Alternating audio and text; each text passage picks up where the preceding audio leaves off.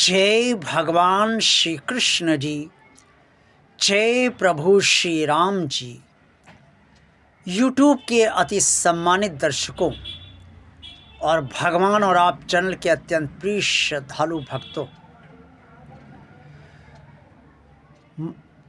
त्रेता युग में प्रभु श्री राम की अर्धांगिनी सीता जी दो थी, एक असली सीता और दूसरी नकली सीता।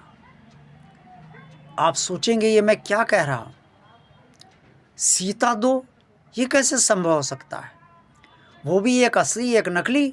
नहीं नहीं, ये संभव नहीं हो सकता। लेकिन ये ऐसा हुआ है त्रेता में कि सीता असली भी रही और नकली भी रही। और इसका प्रमाण भी मैं आज की वीडियो में आपको अवश्य बताऊंगा कि इसका प्रमाण क्या है। प्रिय श्रद्धालु भक्तों, प्रभु राम ने जब सर्वप्रथम पुष्प वाटिका में पुष्प चुनते हुए सीता जी को देखा तो वहाँ सर्वप्रथम भेंट प्रभु श्री राम की सीता जी से वहीं हुई। उसके बाद जनक जी की पुत्री सीता जी का विवाह दशरथ नंदन प्रभु श्री राम के साथ हुआ। और उसके बाद जब राजगद्दी की तैयारी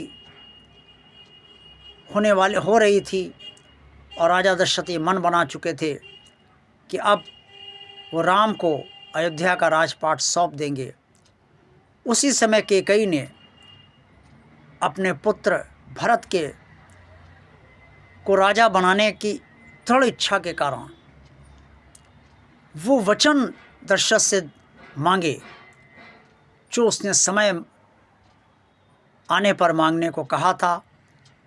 उस समय कहा था जब राजा दशरथ की जान कैकेयी ने बचाई थी।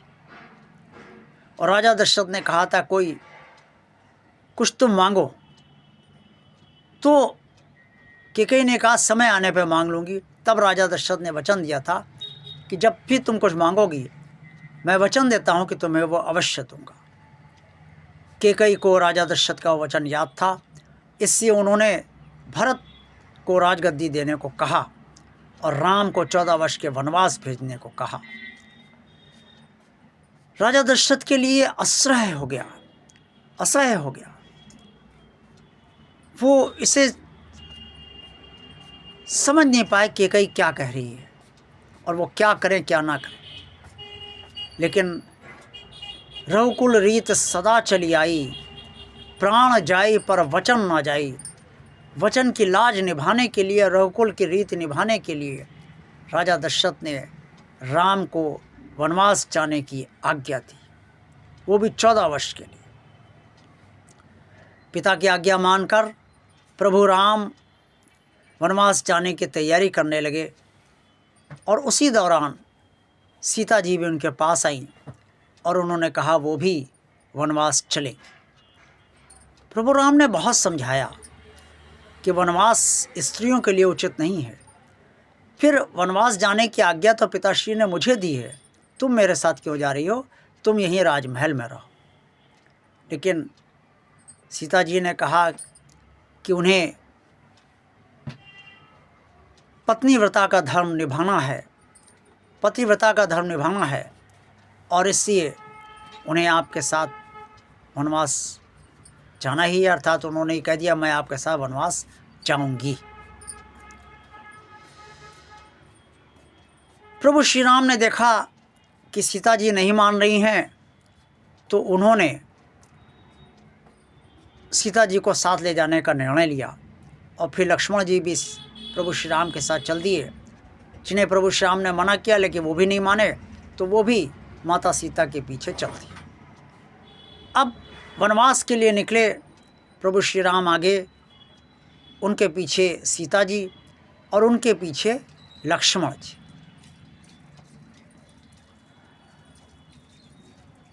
चौदह वर्ष लगभग होने को आ रहे थे कि इसी दौरान प्रभु श्री राम जो स्वयं परमात्मा है उन्होंने ये सोचा कि मेरा उद्देश्य, इस अवतार का उद्देश्य तो रावण का वध करना है, और इसलिए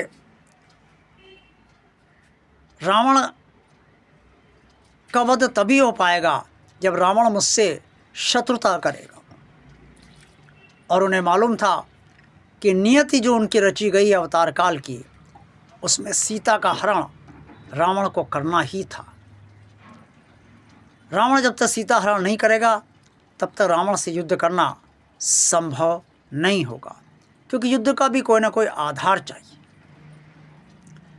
परब्रह्म परमेश्वर भगवान श्री राम ने तब सोचा कि सीता का हरण कैसे कराया जाए। किसी की क्या मजाल कि भगवान राम की पत्नी को कोई छू तक सके, और रावण जैसा अपवित्र पापी राक्षस वो कैसे सीता को छू सकता है। तब प्रभु राम ने सोचा कि सीता को नकली सीता बना दिया जाए। अब नकली सीता कैसे बनाया जाए? इससे पहले कि नकली सीता जी बाद में बनी, इसके पहले जितनी भी सीता रहीं, अर्थात पुष्पवाटिका में मिलने के समय, विवाह के समय, विवाह के बाद रहने के समय, राजमहल में अयोध्या में, और राजगद्दी का जब निर्णय हुआ उस समय तक, राजमहल से वनवास के लिए चलते समय तक, और वनवास में आकर कई वर्षों तक रहने के समय तक सीता जी बिल्कुल असली सीता थी। लेकिन जब हरण का समय आया, रावण के हरण का समय आया, और भगवान राम के 14 वर्ष पूर्ण होने का भी समय धीरे धीरे नज़दीक आ रहा था, तो परब्रह्म परमेश्वर ने सोचा कि वो अपनी माया से असली सीता को नकली सीता बना देते, और सीता की परछाई उन्होंने कुटिया में अपनी कर दी। सीता परछाई के रूप में, यानी नकली सीता बनकर, असली सीता तो उन्होंने बाद में, अभी मैं आगे बताऊंगा कैसे मिली उन्हें असली सीता, तो बाद में उन्हें मिली, बाद में फिर उन्होंने असली सीता को अपनाया, लेकिन नकली सीता उन्होंने कर दी, जिससे लक्ष्मण जी भी नहीं समझ पाए, क्योंकि भगवान राम ईश्वर हैं और लक्ष्मण जी शेषनाग का अवतार है। तो ईश्वर की माया को शेषनाग जी भी नहीं समझते, इसलिए लक्ष्मण जी भी नहीं समझ पाए। और फिर वही हुआ जो नियति थी।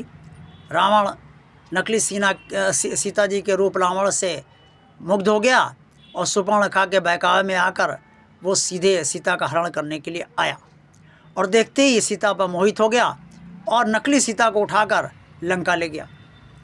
और जब तक लंका में, यानी कि हरण के समय तक, रावण के सीता को स्पर्श करने के समय तक, नकली सीता को स्पर्श करने के समय तक, और लंका में रखने के समय तक, जब तक सीता जी लंका में रहीं, वो नकली सीता ही रहीं, असली सीता नहीं थी, क्योंकि प्रभु श्री राम उन्हें पहले ही नकली सीता बना चुके थे। और जब प्रभु श्री राम ने रावण का वध कर दिया, विभीषण को राजा बना दिया, और विभीषण ने राजा बनते ही सबसे पहले माता सीता को सम्मान सहित प्रभु श्री राम के पास भेजने का निर्देश दिया, आदेश दिया।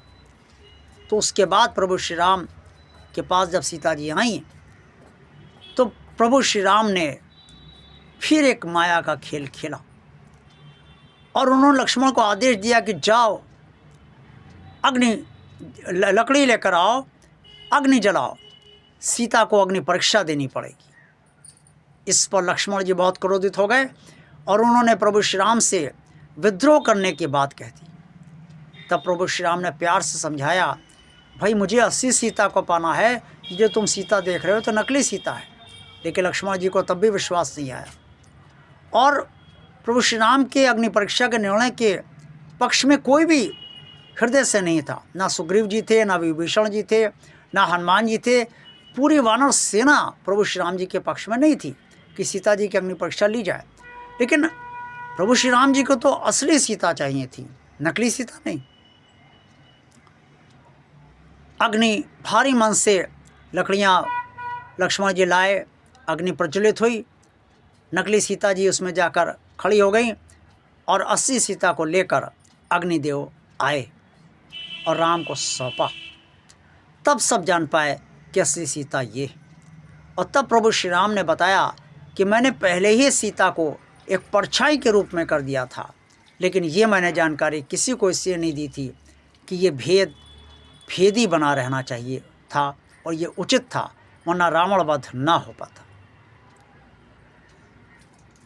ये सब बातें रामचरितमानस में से आप जब गहराई से उसे समझते हैं तो समझ सकते हैं, और वाल्मीकि रामायण को भी जब आप गहराई से समझते हैं तो आप समझ सकते हैं। यही इसका प्रमाण है। इसीलिए मैंने कहा कि त्रेता युग में प्रभु श्री राम की अर्धांगिनी सीता जी असली भी रहीं और नकली भी रहीं, लेकिन बाद में सीता जी जब अग्नि परीक्षा के बाद आई और लवकुश का जन्म हुआ, फिर माता सीता जो थी वो असली ही रही। बस ये जो रावण वध के लिए करने के लिए जो लीला प्रभु श्री राम ने रचाई थी, उसी समय वो नकली बनी, बाकी वो असली सीता ही थी। और असली सीता उस समय अग्निदेव जी के पास थी जब तक ये रावण का वध नहीं हुआ था। आज का वीडियो आपको अच्छा लगा है तो इसे लाइक अवश्य कीजिएगा। जिन श्रद्धालु भक्तों ने अभी तक भगवान आप चैनल को सब्सक्राइब नहीं किया है वो इसे सब्सक्राइब अवश्य कर दें, भगवान का कार्य मानकर अवश्य कर दें, ताकि भगवान का निरंतर आगे बढ़ता रहे। इस चैनल को ज़्यादा ज़्यादा लोगों को शेयर कीजिए ताकि भगवान के भक्तों तक ये चैनल और पहुँचे। कमेंट्स बॉक्स में आप सब जो कुछ भी कहना चाहिए अवश्य कहिए। आप सबका कल्याण हो। देखते रहिए भगवान और आप चैनल। जय भगवान श्री कृष्ण जी, जय प्रभु श्री राम जी।